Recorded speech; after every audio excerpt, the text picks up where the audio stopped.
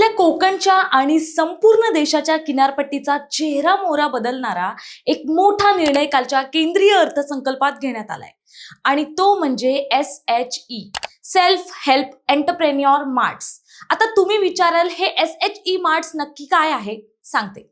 हा केवळ एक केंद्र सरकारी निर्णय नाही तर आपल्या कष्टाळू माता भगिनींच्या प्रगतीचं एक हक्काचं व्यासपीठ आहे. विचार करा, आपल्या किनारपट्टीवर राहणाऱ्या मच्छीमार भगिनी माशांपासून बनवलेली लोणची असो, सुकी मासळी असो किंवा इतर नैसर्गिक प्रक्रिया केलेले पदार्थ असो, या सर्व वस्तू बनवण्यासाठी त्या आतोनात कष्ट घेतात.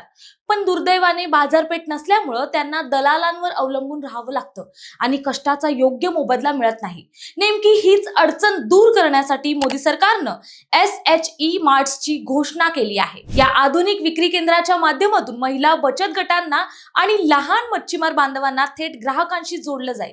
याचा सर्वात मोठा फायदा म्हणजे मधली दलाली पूर्णपणे बंद होईल आणि तुमच्या घामाचा प्रत्येक पैसा थेट तुमच्या खिशात येईल.